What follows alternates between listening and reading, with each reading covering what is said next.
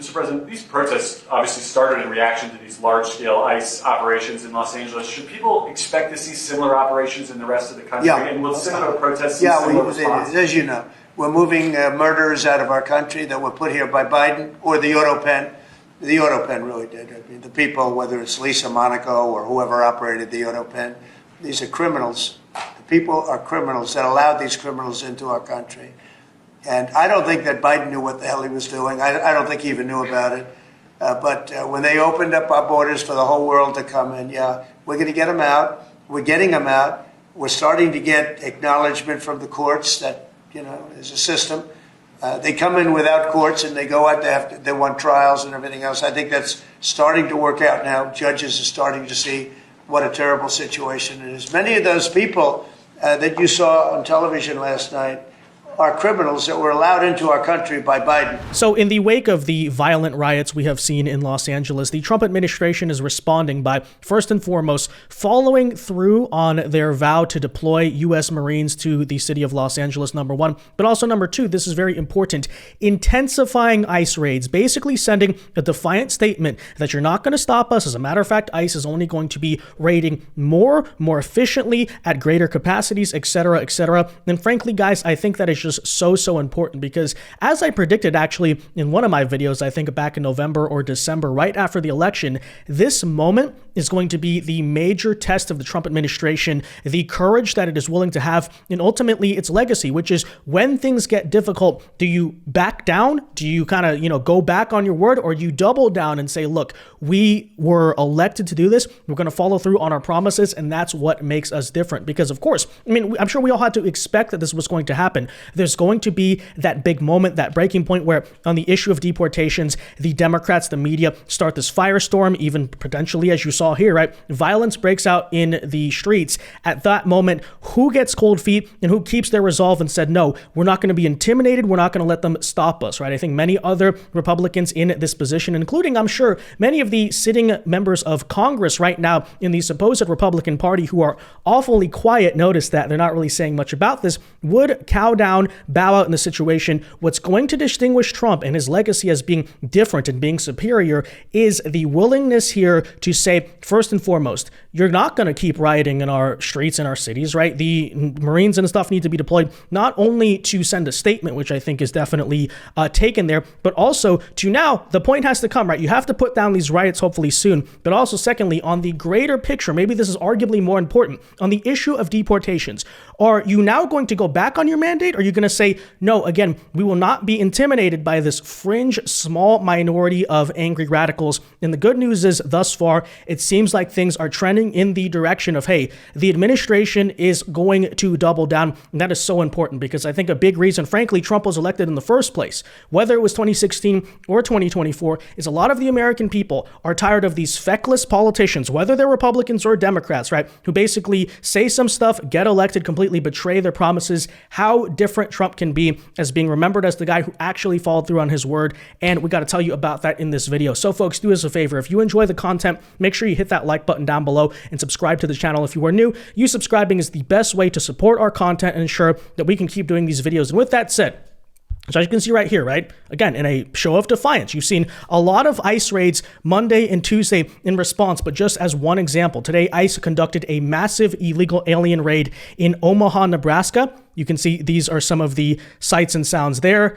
This guy flipped off the camera. If you saw that video, here's illegal aliens being dragged out and detained at this, it would appear, packaging or processing center or something like that. And as you can see, right? Again, this is the attempt at intimidation. This is where, yeah, things get tough. This is where you have to respond with toughness. You have to show you're not going to be scared. It would appear, at least in a limited sense, I mean, after all, in total defense here, there's like 5 people in total here, and it would appear only 2 of them are protesting. But as you can see, right, they tried to hop on the hood of the vehicle and, try to block it from going forward. Okay. So, I think LA, you're going to see the most of this happening, but, definitely at the moment, because the Democrats egged this on and basically allowed all of this to happen, they encouraged it until they were all of a sudden like, oh, Trump deployed the National Guard. Let's suddenly condemn the violence, guys.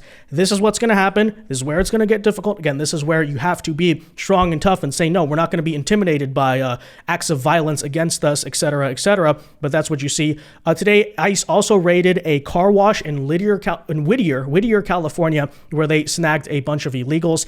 That's also very important, right? Because they're trying, what these protesters, rioters, and violent agitators are trying to do at the current moment is drive ICE out of Los Angeles, out of the LA area, and California as a whole. Again, this is where the Trump administration has to show we're not just full of talk. We are going to keep doing this stuff in California. That is so important. Basically break the will, politically speaking, of the opposition by showing, no, you're not going to intimidate us. Now, with that in mind, it is also worth noting here the information that has, of course, come out since that ought to be displayed to the whole world. Hey, this is exactly what Democrats were defending. This is what they were protesting against, as you can see, as pointed out here by Tony Saruga. How did the LA riot start? Well, this is important also to note here. It was not just necessarily random ICE raids. I mean, you did pick up people who were just found to be illegal alien, but why did ICE show up to these places? Because they were serving a series of criminal warrants on particular business being investigated for money laundering for the drug cartels.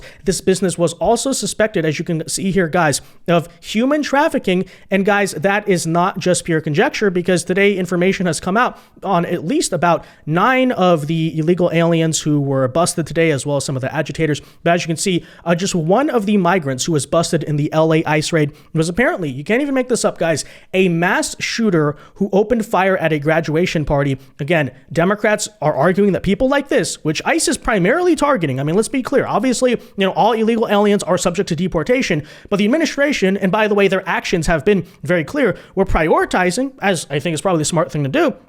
The first people you want to go after are the violent criminals, potential public safety threats, all that stuff. But nonetheless, you have the foot soldiers, the militant foot soldiers of the Democrat Party, again, defending characters like this. And the more of this information comes out, the more it should not be shocking to see why, despite all of the hysteria, as we covered in the last video here, the public's approval rating on the deportations is still remaining high. And I'd have to imagine, we don't see the polls yet, but in response to these crazy protests, you have to imagine they're only going to get stronger. But as you can see right here, a Marine veteran who was fighting for his life after being attacked with munitions, we will say, right, by an illegal alien, was just arrested as well. And again, in an ICE raid, I should note. So these are the people they're defending. Out of Marion County, Florida, as just yet another example, the sheriffs there arrested an 18-year-old illegal alien from Guatemala for R-wording a boy who was under the age of 12. Newsflash, guys, this is what Joe Biden was allowing here into the country. Diner Monzon Chilel crossed into the U.S. illegally in 2022 under Joe Biden and is now being held on an ICE detainer. Again, when we talk about the people that Biden allowed into this country, we were not exaggerating, right? Talk about the open border and all that. This is what was going on. And yes, that quote completely rings true here. This is exactly why ICE raids matter. Now, nonetheless, it's worth noting here, guys, this is nothing new, okay? Even dating back to last month, the ICE raids you were seeing, including places like Los Angeles, were resulting in numerous high-profile arrests of, let's say, not the best members of society. But much like the Kilmar Abrego Garcia situation, what are the Democrats now going to go out and argue? Like, oh, these are, members of the community, and we need to have compassion and all this stuff. And again, I will say, I don't know if standing on this political hill is necessarily going to go over the best in the 2026 midterms and future elections. Just saying, Democrats. Here in the city of Angels, Fox News exclusively embedded with federal agents conducting raids targeting members of a violent transnational gang that has been working with the Mexican mafia. Matt, what did you see? Well, Trace, we got an up-close, behind-the-scenes view of this rather dramatic citywide bust here in Los Angeles. And these are not your mom-and-pop family unit border crossers. These are hardened criminals, a part of a well-oiled crime ring who are spitting in the face of American commerce and the neighborhoods they live in. The police with a warrant. Come to the front door. Fox News exclusively capturing this early morning bust of an Iranian-born man living in an upscale Los Angeles area neighborhood, luxury SUVs out front. Police, hands up! Hands The suspect walks out of his home shoeless, surrendering on charges of interstate theft. Allegedly part of a scheme that stole $83 million in Amazon goods. This particular individual is here on a visa. He's engaged in a tremendous amount of illegal activity. He now faces prison and deportation if convicted. The operation netted more than a dozen members of two rival transnational gangs. A lot of these organizations do exploit the local communities as well as their own communities from the countries that they come from. According to court documents, they now face charges ranging from cargo theft to kidnapping and attempted murder. Some have ties to the Mexican Sureño gang and allegedly hired a member to carry out at least one assassination. Among the arrested, suspects born in Iran, Armenia, and Azerbaijan. We're going after transnational criminal organizations, violent and organized crime, going out into the community and getting the most dangerous folks out of here. Homeland Security tells Fox some of the suspects are in the country on fraudulent immigration papers, seeking asylum benefits they're not entitled to. And Homeland Security and the U.S. Attorney here tell us these types of busts are easier under the Trump administration, and we're going to see more of them. A total of 13 people arrested yesterday, including a person in Florida. They didn't just make arrests, they also got cash and 14 firearms. Again, just to be clear, I don't think anyone's surprised, but these are the types of characters that Democrats are defending. Of course, I'm sure you will see a federal judge soon try to put a temporary injunction saying you need to release all of these transnational criminals because I said so. We're the judiciary. Don't defy the judiciary now. And of course, what is the response to all of this that you're currently hearing from Democrats, like, for instance, LA Mayor Karen Bass? Instead of saying, hey, maybe Trump deserves some credit, he's arresting transnational criminals. No, instead, what are they saying? Quote, we need to stop the raids. That's exactly their agenda. And by the way, let them state it clearly. Yeah, they want to stop the ICE raids, serving arrest warrants, going after violent criminals, etc., etc. After all, let's not forget, guys, who is their political martyr even still to this day? Mr. Kilmar Abrego Garcia. Take a listen. We need to stop the raids. This should not be happening in our city. It is not warranted, and the only thing it does is contribute to chaos. This was chaos that was started at Washington, D.C. On Thursday, the city was peaceful. On Friday, it was not, because of the intervention of the federal government. Yeah, I'm not sure the city was ever peaceful. You can look at the videos of rioters looting stores, but I almost have to look at it and say, okay, but they're doing that anyway in LA. I mean, is that necessarily anything new? But, okay, so there she is stating clearly, we need to stop the raids. It causes chaos, apparently, to go after violent criminals, etc., etc. They're needlessly divisive, guys, okay? So let that be said, right? When we talk about members of the community, this is who they're referring to, right? We need to stop the raids, guys, of transnational violent criminals, okay? We need to apparently stop enforcing arrest warrants or anything. Well, it shouldn't, again, surprise anyone. California is a state that's basically said that criminals are above the law for years now. So, the maybe in 2025, they tried to argue, oh, we're changing. Look, Gavin Newsom's doing a moderate pivot. That's obviously not the case. There's still a state that defends, protects, and upholds the violent criminals. And so let that be said. Now, finally, guys, in response to everything you have seen, Pete Hegseth today has fulfilled his promise to deploy U.S. Marines to Los Angeles to restore the order. Of course, Democrats are responding by saying this is martial law. This is unprecedented. Actually, as a matter of fact, it is precedented in American history. Military has been used many times to respond to riots, but upon some research here today, actually, as a matter of fact, even George Bush did this during the LA riots of 1992. So a lot of fear-mongering you're hearing, a lot of it not grounded in reality. But the basic common sense point is this, right? What is it all about? The Democrats want the violence to continue in the streets. They want to defend these people for reasons we don't exactly understand, but nonetheless, everyone should be taking clear note of. One is the urgent need to restore order. What followed Wednesday's jury verdict in the Rodney King case was a tragic series of events for the city of Los Angeles. Nearly 4,000 fires, staggering property damage, hundreds of injuries, and the senseless deaths of over 30 people. To restore order right now, there are 3,000 National Guardsmen on duty in the city of Los Angeles. Another 2,200 stand ready to provide immediate support. To supplement this effort, I've taken several additional actions. First, This morning, I have ordered the Justice Department to dispatch 1,000 federal riot-trained law enforcement officials to help restore order in Los Angeles, beginning tonight. These officials include FBI SWAT teams, special riot control units of the U.S. Marshals Service, the Border Patrol, and other federal law enforcement agencies. Second, another 1,000 federal law enforcement officials are on standby alert should they be needed.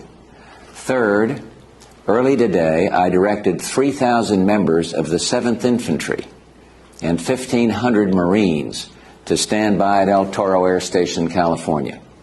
Tonight, at the request of the governor and the mayor, I have committed these troops to help restore order.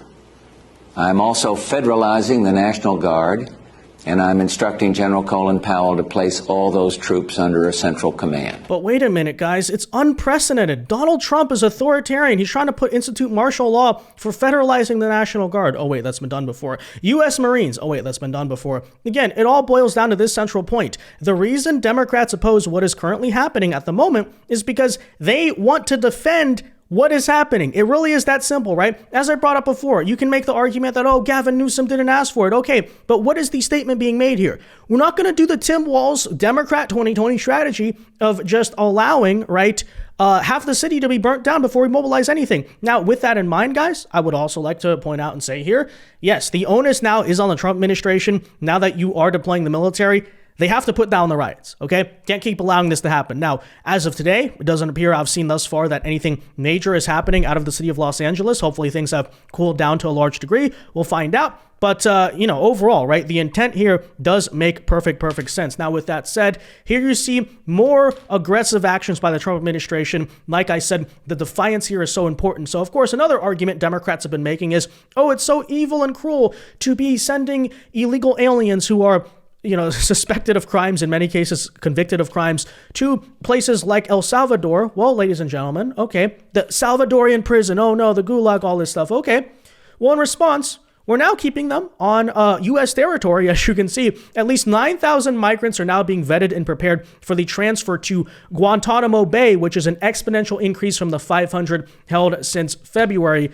There you go, ladies and gentlemen. Okay, that's what Democrats wanted. They said, imprisoned on a foreign prison on foreign soil. Okay, we'll keep you. We'll honor your request there. Let's imprison them, guys, on domestic soil. There you go. Okay, perfect. That said, Donald Trump addressed this all today, including the question of whether he would employ the Insurrection Act in California. Take a listen now to his response. If there's an insurrection, I would certainly invoke it. We'll see. But I can tell you, last night was terrible. The night before that was terrible. We have, as you've seen, it was on most of your networks, people with big, heavy hammers pounding the concrete and pounding curbs, pounding it, breaking up, and handing these big chunks of concrete to people. And they were taking that concrete, going up on bridges and dropping it into the roof of a car. They were throwing it at our police. They were throwing it at our soldiers that are there. And we got it stopped, and we have them in custody right now. Look, if we didn't get involved, right now, Los Angeles would be burning, just like it was burning a number of months ago with all the houses that were lost. Los Angeles right now would be on fire, and we have it in great shape. We're not playing around. How will you determine whether or not there is an insurrection? Well, you'll take a look at what's happening. I mean, I could tell you there were certain areas of Los Angeles that you could have called it an insurrection. It was terrible. But these are paid insurrectionists. These are paid troublemakers. They get money. And when you take a look at what they do, where they show up and everyone's saying, what's he doing? He's pounding the curbs. This one guy's pounding the curb, breaking the curb, and handing big pieces of granite. In some cases, it's granite and concrete to other people.